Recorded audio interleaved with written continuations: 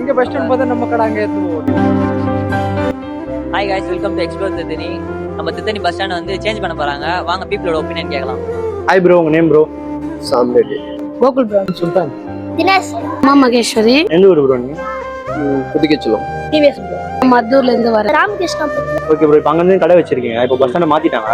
போறதுக்கு எப்படி ஈஸியா இருக்குமா? ரொம்ப கஷ்டம் போ. அங்கிருந்து அப்படி போனா ரொம்ப தூரம் இருக்கு. சில பஸ் கிடைக்குது, நான் அப்பப்போ சில பஸ் கிடைக்க மாட்டேங்குது, மிஸ் பண்ணிடுறோம். அங்கிருந்து போய் பிடிக்கணும்னா ரொம்ப ரிஸ்க் ப்ரோ. அங்க பஸ் ஸ்டாண்ட் கட்டிட்டா அங்கிருந்து நடத்து வர முடியாது, கஷ்டமா தான் இருக்கும்.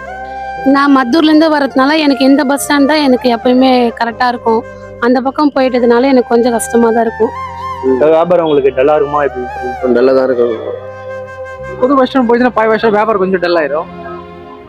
இந்த கோயில் ஜனம் படிக்கட்டு இருக்குல்ல, கோயில் ஜனம் வர ஜனம் வருவாங்க. பஸ் ஸ்டாண்ட் ஜனம் வரலன்னா வியாபாரம் கொஞ்சம் கம்மியாயிரும். இப்போ பஸ் ஸ்டாண்ட் அங்கே போச்சுன்னா இங்க எல்லாம் கஸ்டமர் எல்லாம் அங்கே தான், வெளியூர் ஜனம் தான் நம்மளை போட்டோமே. மொத்தமாக கஸ்டமர் அங்கே போயிடுவாங்க. இங்கெல்லாம் லோக்கல் கஸ்டமர் தான் வருவாங்க. கம்மி தான் ப்ரோ.